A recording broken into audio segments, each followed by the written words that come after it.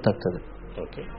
So ಆ pictures ಅನ್ನು ನೋಡಿ we will decide what further has to be done.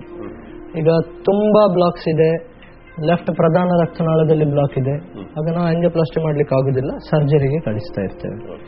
Suppose ಕೆಲವು ಟ್ಯೂಬ್ಸ್ ಅಲ್ಲಿ ಮಾತ್ರ ಬ್ಲಾಕ್ ಉಂಟು ಅಥವಾ ಒಂದು ಜಾಗದಲ್ಲಿ ಮಾತ್ರ ಬ್ಲಾಕ್ ಉಂಟು, ಆಗ ನಾವು ಆಂಜಿಯೋಪ್ಲಾಸ್ಟಿಯನ್ನು ಮಾಡ್ತೇವೆ.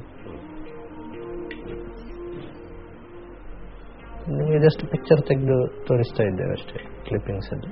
ಓಕೆ, ಡಾಕ್ಟರ್ ಪದ್ಮನಾಭ ಕಾಮತ್ ಅವರೇ, ಈ ವಿಷಯದಲ್ಲಿ ನೀವು ಏನು ಮಾಹಿತಿ ಕೊಡ್ಲಿಕ್ಕೆ ಇಷ್ಟಪಡ್ತೀರಿ? ಸಾಮಾನ್ಯವಾಗಿ ರೇಡಿಯಲ್ ಆಂಜಿಯೋಪ್ಲಾಸ್ಟಿ ಅಂತ ಹೇಳ್ತೇವೆ. ರೋಗಿಗಳಿಗೆ ಇದು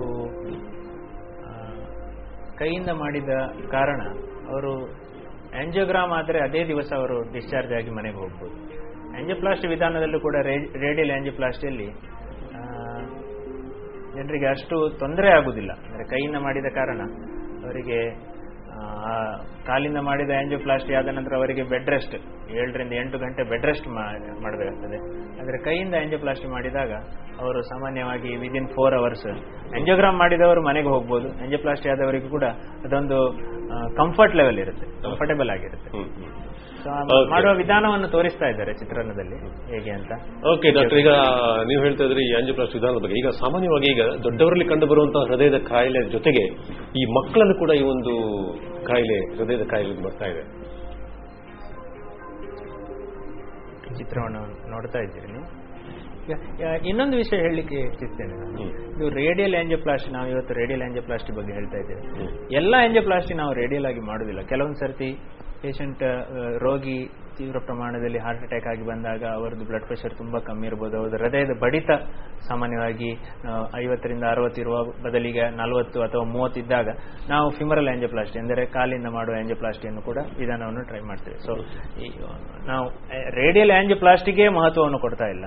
ಫಿಮರಲ್ ಆಂಜಿಯೋಪ್ಲಾಸ್ಟಿ ಮತ್ತು ರೇಡಿಯಲ್ ಆಂಜಿಯೋಪ್ಲಾಸ್ಟಿ ಎರಡೂ ಕೂಡ ನಮ್ಮ ಆಸ್ಪತ್ರೆಯಲ್ಲಿ ನಾವು ಮಾಡ್ತೇವೆ. ಪೇಷಂಟ್ ಮೇಲೆ ಆಧಾರದ ಮೇಲೆ, ಪೇಷಂಟ್ನ ಕ್ಯಾರೆಕ್ಟರಿಸ್ಟಿಕ್ ಮೇಲೆ ನಾವು ಅದರ ಬಗ್ಗೆ ನಾವು ಡಿಸಿಷನ್ ತಗೊಳ್ತೇವೆ. ಈಗ ನಾವು ಮಾತಾಡ್ತಿದ್ದಾಗೆ ಈ ಮಕ್ಕಳಲ್ಲಿ ಕಂಡು ಬರುವಂತಹ ಈ ಒಂದು ಹೃದಯದ ಕಾಯಿಲೆಗಳಿಗೆ ನಿಮ್ಮ ಆಸ್ಪತ್ರೆಯಲ್ಲಿ ಯಾವ ರೀತಿ ಚಿಕಿತ್ಸೆ ಕೊಡ್ತೀರಿ? ಈಗ ಮಕ್ಕಳ ಕಾಯಿಲೆ, ಕಂಜೆನೆಟಲ್ ಹಾರ್ಟ್ ಡಿಸೀಸ್, ಮಕ್ಕಳ ಹೃದ್ರೋಗ ಕಾಯಿಲೆ, ಕಂಜೆನೆಟಲ್ ಹಾರ್ಟ್ ಡಿಸೀಸ್, ಅದರಲ್ಲಿ 2 ವಿಧಾನದ ಕಾಯಿಲೆಗಳಿವೆ. ಒಂದು ಲೆಫ್ಟ್ ಟು ರೈಟ್ ಶಂಟ್, ಅಂದರೆ ಸಾಮಾನ್ಯ ಜನರಿಗೆ ಗೊತ್ತಾಗುವಾಗ ಹೇಳಬೇಕಾದ್ರೆ ಹೋಲ್ ಇನ್ ದ ಹಾರ್ಟ್ ಅಂತ ಹೇಳ್ತೇವೆ.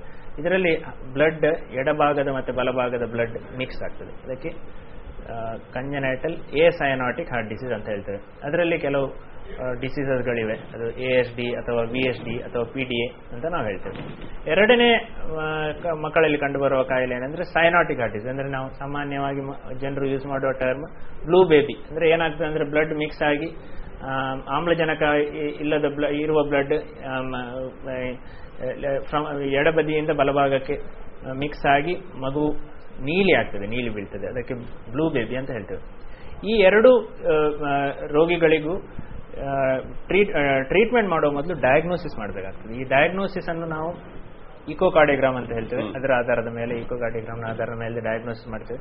ಕೆಲವು ರೋಗಿಗಳಲ್ಲಿ ಕಾರ್ಡಿಯಾಕ್ ಕ್ಯಾಥೆಟ್ರೈಸೇಷನ್ ಅಂತ ಹೇಳ್ತೇವೆ. ಕ್ಯಾಥೆಟ್ರೈಸೇಷನ್ ಮಾಡಿ, ಅಂದ್ರೆ ಆಂಜಿಯೋಗ್ರಾಮ್ ತರನೇ ಮಕ್ಕಳಲ್ಲೂ ಕೂಡ ಮಾಡುವ ಆಂಜಿಯೋಗ್ರಾಮಿಗೆ ಕ್ಯಾಥೆಟ್ರೈಸೇಷನ್ ಅಂತ ಹೇಳ್ತೇವೆ. ಆ ಡಯಾಗ್ನೋಸಿಸ್ ಅನ್ನು ಮಾಡಿ ಅವರ ರೋಗವನ್ನು ಪತ್ತೆಹಚ್ಚಲಿಕ್ಕೆ ಆಗ್ತದೆ. ಓಕೆ ಡಾಕ್ಟರ್, ನಮ್ಮ ಹಲೋ KMC ನೇರ ಪ್ರಸಾರದಲ್ಲಿ ಇವತ್ತು ವಿಶೇಷವಾಗಿ ನಾವು ವರ್ಲ್ಡ್ ಹಾರ್ಟ್ ಡೇ ಸೆಲೆಬ್ರೇಷನ್ ಅಂಗವಾಗಿ ನಾವು ಒಂದು ಸಂಜೆ ಒಂದು ಕಾರ್ಯಕ್ರಮವನ್ನು ಇಟ್ಕೊಂಡಿದ್ದೀವಿ. ಇದರ ಬಗ್ಗೆ ಹೃದಯಕ್ಕೆ ಬರುವಂತಹ ಎಲ್ಲರ ಕಾಯಿಲೆಗಳಿಗೆ ನಾವು ಹೇಗೆ ಚಿಕಿತ್ಸೆ ಕೊಡಬಹುದು, ಜೊತೆಗೆ ಹೃದಯವನ್ನು ಹೇಗೆ ಸುರಕ್ಷಿತವಾಗಿ ನಾವು ಕಾಪಾಡಬಹುದು ಅನ್ನೋ ವಿಷಯ ಬಗ್ಗೆ ನಾವು ಮಾತಾಡ್ತಿದ್ದೇವೆ.